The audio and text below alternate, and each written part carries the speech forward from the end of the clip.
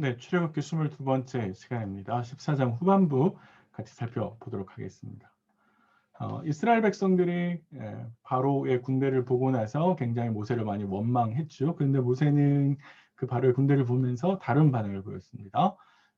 가만히 서서 하나님께서 행하시는 구원을 보라라고 이야기를 하면서 하나님께서 싸우실 것을 이야기했는데요. 그리고 나서 이제 오늘 본문이 이어져 갑니다. 근데 이제 약간 우리가 당황스러운 문장이 하나가 등장을 하는데 15절에 여호와께서 모세한테 이렇게 이야기하셨어요. 너는 어찌하여 내게 부르짖느냐 이렇게 이야기를 합니다. 왜 부르짖어? 라고 이야기를 하는 건데요. 모세가 하나님께 기도했을 수 있죠. 근데 하나님의 말씀은 부르짖으면 안 돼 라고 하는 것이 아니라 지금은 이제 행동해야 되는 때다 라고 이야기를 하시는 거죠. 이미 하나님께서 모세에게 지팡이를 주셨고 하나님께서 계획을 일러주셨기 때문에 이제는 더 이상 간구해야 될 때가 아니라 하나님의 뜻을 알고 있는 모세는 행동해야 될 때, 액션을 취해야 될 때다라고 이제 이야기하는 거다라고 보실 수 있습니다. 그래서 하나님은 모세한테 하나님의 기적이 일어나도록 통로 역할을 하라라고 이제 이야기를 하시는 것처럼 보입니다. 자, 그래서 요거 하나가 이제 조금 어려운 문제 중에 하나고요. 두 번째 문제는 가만히 있으라라고 모세가 이야기했잖아요. 그런데 하나님께서는 모세를 통해서 이스라엘 백성들을 홍해 바다 앞으로 나아가게 하라고 이야기하고 있거든요. 근데 가만히 있으라라고 하는 말은 움직이면 안 돼, 꼼짝 말고 서 있어 이런 뜻이 아니라 하나님을 향해서 혹은 모세를 향해서 불평과 불만을 하지 말라라고 하는 것이죠. 입 밖으로 자신들이 가지고 있는 불안한 두려움을 드러내지 말아라 라고 하는 이야기입니다. 그래서 불평 대신에 침묵을 요구하는 거지 전혀 움직이지 마 이렇게 이야기한 게 아니라는 거죠. 그래서 이제 모세는 이스라엘 백성들에게 하나님은 이스라엘 백성들에게 하나님의 역사의 현장으로 앞으로 나아가라라고 이야기하고 있고 사실은 그들의 눈앞에 홍해가 바로 막고 있겠지만 그러나 그 홍해를 하나님께서 가르시는 역사를 볼 수 있게 될 거다라고 이야기하는 거죠. 그래서 하나님은 모세에게 지시를 합니다. 뭘 해야 되느냐 하면 네가 빨리 바다 쪽으로 가서 지팡이를 내밀어서 바다를 갈라치게 해라 이렇게 이야기해요. 그 결과로 백성들이 그 바다를 마른 땅처럼 건너가게 될 거다라고 이야기를 하십니다. 다시 한번 우리는 하나님께서 창조 세계를 통제하시는 것을 보실 수 있죠. 하나님께서 바다를 가르십니다. 이거는 물을 통제하시고 물을 통해서 당신의 역사를 이루시는 하나님의 능력을 우리에게 보여주고 확인시켜 주시는 거죠. 모세가 그렇게 하면 하나님은 뭘 할 거냐면 이스라엘을 쫓아온 애굽 군대로 하여금 바다로 들어오게 하실 거고 또 그들로 수장시키셔서 하나님께서 영광을 얻을 거다라고 이야기를 하는 겁니다. 자, 그러니까 하나님께서 계획을 세우시고 진행하고 있으니까 모세와 이스라엘은 어떻게 되냐면 하나님의 그 계획을 따라가야 되는 거겠죠. 믿음이라고 하는 것은 사실 우리가 아주 어렵게 생각할 수 있는데요. 믿음은 하나님의 뜻을 깨닫고 깨달은 하나님의 뜻을 순종함으로 나아가는 거죠. 지금 모세와 이스라엘 백성들이 하나님께서 계획하고 온 일을 들었기 때문에 이제는 해야 될 건 뭐냐면 하나님께서 계획하시는 일을 따라서 행동하는 것이죠. 그렇게 해서 그것이 바로 믿음으로 하나님을 섬기고 쫓아가는 것이죠. 자, 그렇게 말씀하시는 하나님께서 이제는 뭘 하시느냐면 뒤를 돌아가셔서 하나님의 사자와 구름이 이스라엘 백성들에게 쫓아온 애굽의 군대를 접근하지 못하도록 만듭니다. 이렇게 하시는 이유는 뭐냐면 앞에서 이제 홍해를 갈라서 그 백성들로 하여금 홍해를 건너가는 시간을 벌어주시는 역할을 하는 거죠. 그래서 펜스 역할을 지금 하고 있는 겁니다. 자, 그렇게 하고 나면 이게 계속 하고 계신 것이 아니라 하나님께서 어떻게 해요? 이거를 거두시죠. 그리고 앞으로 나가게 하셔서 이스라엘 군대 아니 애굽의 군대가 홍해 바다 안으로 들어오게 만드실 겁니다. 다만 여기에서 하나님께서 이제 진영을 구분하고 계신데 애굽의 진영에는 구름과 흑암, 왜냐하면 접근을 못하도록 만드는 것이죠. 반대로 이스라엘 백성을 건너가야 되니까 빛을 주시는 겁니다. 이렇게 하셔서 모든 상황을 통제하고 계시는 하나님을 우리가 볼 수 있고 이 볼 수 있는 걸 통해서 하나님은 이스라엘 백성들에게 계속해서 하나님이 누구신지 어떤 능력을 가지고 계신지를 각인시켜 주시는 것이라고 볼 수 있습니다. 자, 그리고 나서 이제 14장 21절 이후에 홍해가 갈라지게 되어 있는데요. 21절에 이렇게 되어 있죠. 모세가 바다 위로 손을 내밀매 여호와께서 큰 동풍이 밤새도록 바닷물을 물러가게 하시니 이렇게 되어 있습니다.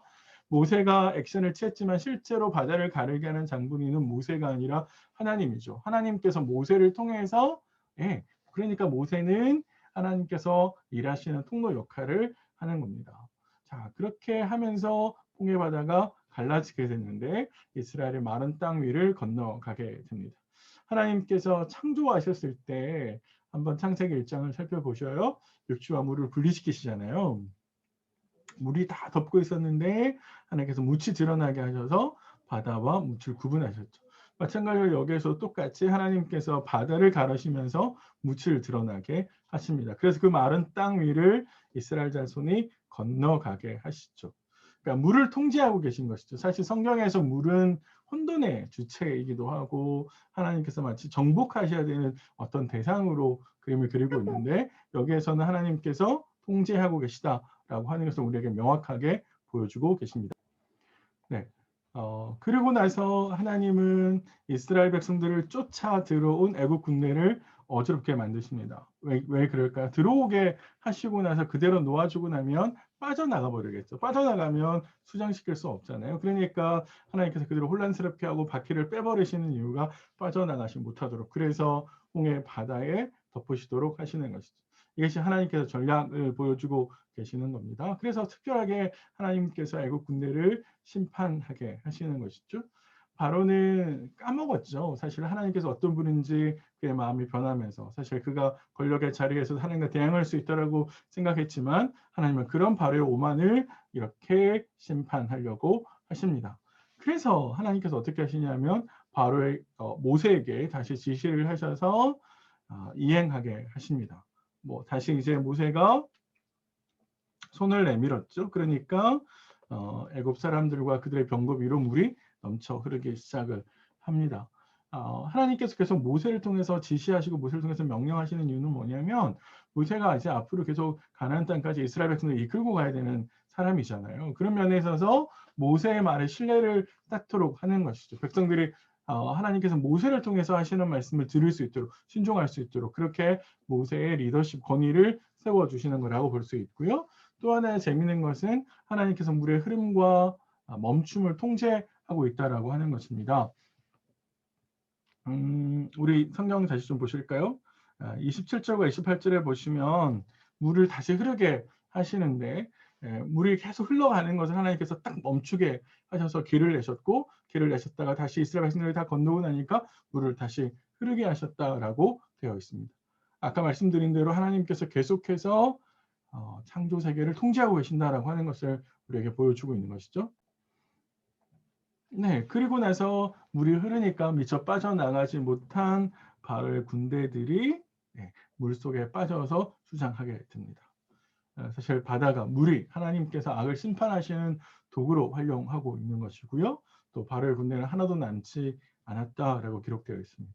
철저하게 하나님께서 바로의 오만을 심판하신 것이고 하나님께서 세상을 창조하시고 세상을 구원하시는 신 중의 신이다라고 하는 것을 하나님께서 증명하신 것이죠. 그래서 성경에 보면 30절에 그날에 애굽 사람의 손에서 하나님께서 구원하셨다라고 되어 있는데 31절에 가면 우리 성경은 큰 능력이라고 번역을 했는데 능력이라는 말이 손이라는 뜻입니다. 그러니까 애굽 사람의 손에서 하나님의 손이 구원하신 거죠. 누구의 손이 더 크다는 겁니까? 하나님의 손이 더 크다라고 하는 것을 우리에게 이야기해 주고 있습니다. 그러면서 정리를 31절에 하고 있는데요. 여호와를 경외하게 하시고 모세를 신뢰하게 하셨다라고 이야기합니다. 홍해 이적의 의도는 뭐냐면 한편으로는 바로를 징계하는 것이지만 또 한편으로는 이스라엘 백성들로 하여금 하나님을 향해서 신뢰를 쌓도록 하는 것이죠. 우리가 이스라엘 백성들의 입장에서 이걸 좀 접근해 생각해 볼 필요가 있는데 오랫동안 살았던 애굽을 떠나서 전혀 알지 못하는 가나안 땅으로 가야 되는 것이거든요. 오래전부터 할아버지 때로부터 들어봤던 하나님이란 분이 찾아오셨고 그 하나님이란 분이 모세를 통해서 말씀하고 계시는데 사실 그래서 내 모든 삶의 터전을 버리고 익숙한 애굽을 떠나서 낯선 가나안 땅으로 가는 것이 결코 쉬운 문제는 아니겠죠. 그들 안에 두려움이 생길 수 있습니다. 그런 측면에 있어서 하나님은 그 두려움을 신뢰로 바꾸려고 하시는 것이죠. 그래서 이스라엘 백성들의 목전에서 애굽의 군대를 부르시고 그 목전에서 애굽의 군대를 수장시키셔서 진짜로 하나님이 살아계시고 하나님의 능력이 있으신 분이고 하나님을 믿을 수 있겠다라고 하는 것을 보여주신 거다고 볼 수 있고요. 또 한편으로는 그래서 여호와를 경외하게 하시는 건데 그 여호와를 경외한다라고 하는 것이 여호와 하나님이시기 때문에 마땅히 취해야 될 태도와 모습, 하나님을 믿을 수 있겠구나라고 하는 것을 이야기하는 것이고요. 더 나아가서는 모세를 신뢰하게 만드는 거다라고 볼 수 있습니다. 지도자는 모세잖아요. 모세를 통해서 하나님의 말씀하시는 것들을 이제 믿을 수 있겠다라고 그에 대한 신뢰를 쌓아가게 하시는 것이죠. 오늘 말씀은 때로는 우리 앞에 사면 초과와 같은 어렵고 힘든 일이 생길 수 있지만 이 모든 것을 하나님이 통제하시고 그래서 우리에게 하나님이 요구하시는 것은 하나님을 신뢰하는 것이죠. 하나님의 역사를 방해하는 것은 바로의 군대가 군대가 방해할 수도 있지만 사실은 오히려 하나님을 향한 우리의 불안감, 두려움, 신뢰를 못하는 마음, 불신 이런 것들이 오히려 하나님의 역사를 일으키지 못하는 방해 요소가 될 수 있죠. 그런 점에 있어서 지금 내 일상에서 어떤 문제가 일어나고 있는지 내가 이 문제를 어떻게 하나님을 신뢰하면서 극복해 갈 것인지 한번 고민해 보시면 좋을 것 같습니다. 우리와 동행하시는 그 하나님에 대해서 오늘 하루 깊이 좀 묵상하시면서 하루를 보내시기를 바랍니다.